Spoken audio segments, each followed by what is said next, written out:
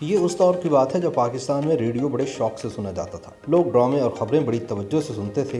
Radio पर ड्रामे सुनने का एक अलग ही नशा होता था। आर्टिस्टों की आवाज़ों का हुस्न और सौती असरात ड्रामों की जान हुआ करते थे। उस ज़माने में रेडियो पाकिस्तान लाहौर से एक दिलचस्प प्रोग्राम दमबाज और दमसाज नशर होता था, जिसे रेडियो सामीन बड़ी दिलजमई से सुना करते थे। कमाल अहमद रिजवी इस रेडियो ड्रामे के मुसन्निफ भी थे और सदाकार भी। इनके साथ एक आर्टिस्ट रफ़ी खावर भी होता था, जो अपनी सादगी की वजह से इस ड्रामे की जान हुआ करता था, और कमाल अहमद रिजवी की चर्ब ज़ुबानी इस ड्रामे का खासा हुआ करती थी। फिर जब मुल्क में टेलीविज़न ने अपने कदम जमाना शुरू किए तो कमाल अहमद रिजवी अलिफ और नून का मज़ाहिया प्रोग्राम लेकर टीवी पर भी आ गए, और ये ड्रामा देखते ही देखते लाखों लोगों की तवज्जो का मरकज़ बनता चला गया।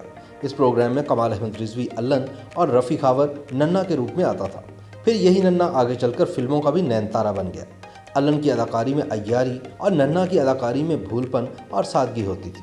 ये दोनों मुआशरे की दुखती रगों पर अपने मुकालमों से निश्तर-जनी करते थे। दोनों अच्छाई और बुराई को बड़े खूबसूरत अंदाज में टीवी पर पेश करते थे। इनके तंज की काट फिल्मी अंदाज के मज़ाह से कुछ अलग थी, और टीवी के नाजरीन हर हफ्ते बड़ी बेचैनी के साथ अलिफ और नून का इंतज़ार किया करते थे। अल्लन और नन्ना दोनों एक दूसरे की बिसाखी और एक दूसरे की ज़रूरत भी थे। फिर यूँ हुआ कि नन्ना अपनी मकबूलियत की वजह से टीवी से फिल्मों की तरफ चला गया और अल्लन अकेला रह गया। जब नन्ना फिल्मों में आया तो इसके हमअसर मज़ाहिया आर्टिस्टों में मुनव्वर ज़रीफ, रंगीला और अली एजाज का तूती बोल रहा था। नन्ना की कामयाब एंट्री के बाद अब फिल्मों में मज़ाहिया आर्टिस्टों की ये चौकड़ी अपना रंग जमाने लगी। नन्हा जुगतबाजी के अलावा शेर व शायरी से भी काफ़ी शुगुफ़ रखता था, और ऐसे अशार इसको खूब याद होते थे जिनमें हुस्न परस्ती की झलक मिलती थी। इससे अंदाज़ा होता है कि नन्ना हुस्न परस्त भी था, लेकिन एक ख़ास बात यह थी कि नन्ना दिल का बहुत अच्छा था और अंदर से एक भोला भाला इंसान था। इसे उन फिल्मसाजों से बड़ी चिढ़ होती थी जो छोटे आर्टिस्टों के साथ हकारत के साथ पेश आते थे। फिर वक्त गुजरने के साथ साथ नन्हा फिल्मी दुनिया की ज़रूरत बन गया और कामयाबी ने इसके घर का रास्ता देख लिया।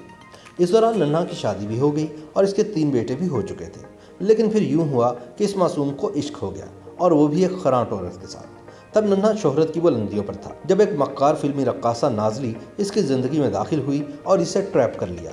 इसने कुछ ही अरसे में नन्हा के अज़दवाजी ज़िंदगी के आशियाने के तिनके बिखेरना शुरू कर दिए। नन्हा भी फिल्मों में काम से ज़्यादा नाजली के नाज नखरों में दिलचस्पी लेने लगा। वो एक हुस्न परस्त मगर भोला भाला इंसान था और इश्क के इन ज़ावियों से वाकिफ़ न था जो एक बाज़ार की हद तक तो ठीक होते हैं, मगर इनको कभी घरेलू रंग नहीं दिया जा सकता था। मगर नन्हा पर इश्क का जादू सर चढ़कर बोल रहा था, और इसकी इस मजबूरी से रक्कासा नाजली खूब फ़ायदा उठा रही थी। नन्हा के करीबी दोस्तों ने भी इसको बड़ा समझाया और इश्कबाजी से रोकने की भी कोशिश की, मगर शायद कुदरत को ये मंजूर न था।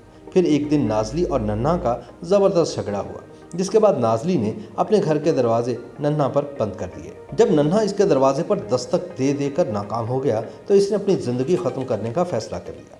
फिर एक सुबह अखबारात में जली सुर्खी के साथ ये खबर नुमाया थी कि लोगों को हंसाने वाले अदाकार नन्हा ने अपने सर में गोली मारकर खुदकुशी कर ली। इस तरह एक बाकमाल आर्टिस्ट मज़ाह की महफिल का एक जगमगाता चिराग गुल हो गया।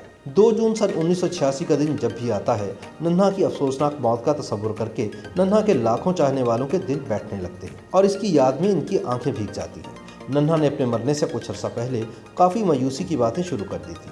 वो अक्सर बात बात पर मर जाने की बातें करते थे। घर वालों ने इनकी मायूसी के पेश नज़र इनकी बंदूक छुपा दी थी, लेकिन मरने से पहले इन्होंने अपनी वालिदा को कस्में दी कि मुझे अपनी बंदूक के लाइसेंस की तजदीद करवाने के लिए बंदूक चाहिए। अपने मरने से कुछ घंटे पहले नन्हा ने खत लिखा कि मैं अपनी मर्जी से मर रहा हूँ, किसी को मेरी मौत का जिम्मेदार करार ना दिया जाए। इनकी मौत का वक्त सुबह 4 से 6 बजे के दरमियान था। इन्होंने कनपट्टी पर बंदूक चलाई और खुदकुशी कर ली। सुबह सवेरे जब इनके बच्चे बेदार हुए तो इन्होंने देखा कि इनके वालिद टीवी लाउंज में सोफे पर टेक लगाए मुर्दा हालत में पड़े हैं। जब नाजली को खुदकुशी का पता चला तो वो ज़ारो क़तार रोने लगी और बार बार यही कहती रही कि नन्हा, तुमने ऐसा क्यों किया, तुम्हें ऐसा नहीं करना चाहिए था। नाजली को भी ये अफसोस था कि हालात ऐसे बन गए कि वह नन्हा का आखिरी दीदार भी ना कर सकी।